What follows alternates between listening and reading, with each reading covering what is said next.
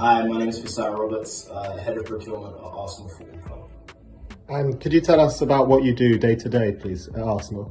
Yeah, so my role as Head of Procurement involves simplifying it, sort of purchasing and contract negotiations. So everything at the club outside of players and sponsorship kind of falls under my remit to support our stakeholders in making sure that we're deriving the best value that we can get. So whether that's goods or services, whether we're looking at hardware, software, it's just ensuring that whatever we do, we derive the best value. And that's not purely looking at pricing, but that's ensuring that we are adhering to modern slavery from a contractual position, that it's strong, looking at payment terms, sustainability, and also looking at elements such as local sourcing and just sustainable procurement.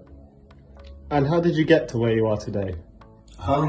It's a bit of a funny journey. So I didn't study procurement initially. I went to university and I studied French and Spanish. When I got to university, I actually wanted to do law.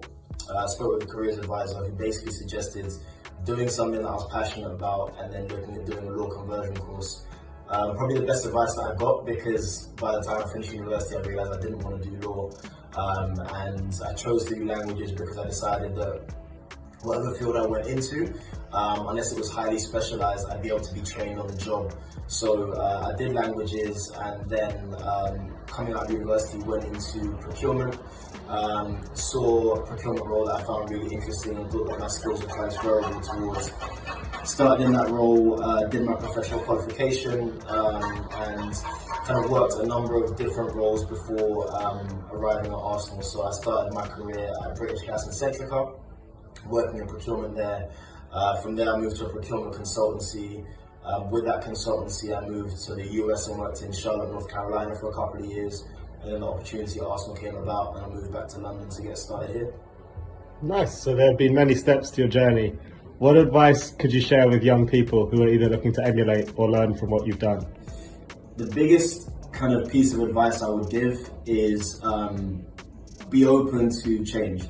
So going into university, I wasn't clear. I thought I wanted to do law.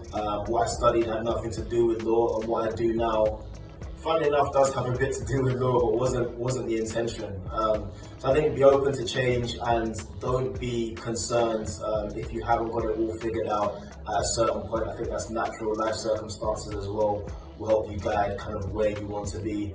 I think as well, a big thing that worked for me is being open to relocation.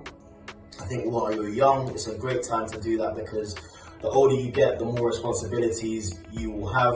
And so being able to be flexible and to move for the right opportunities, I think, are key.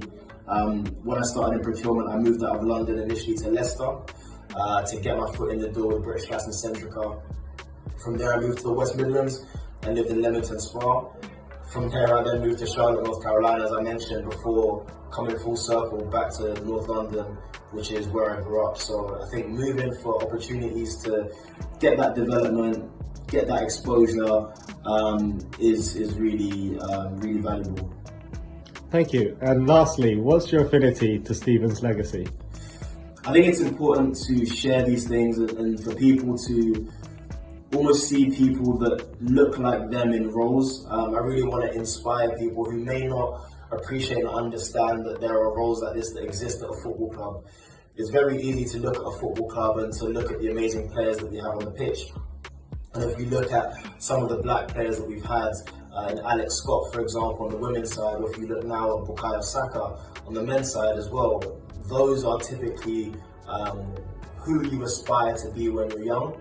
For me, I think it's just demonstrating that there are other opportunities and other roles that are available at football clubs, and that there is a way to get into that. And so, you know, there's a very small percentage of people that are going to make it in football, but it's understanding that if football is your passion, as it is for me, you can still find a role in football that will fit, and those opportunities are there. And I think it's just important to demonstrate that and be vocal about it.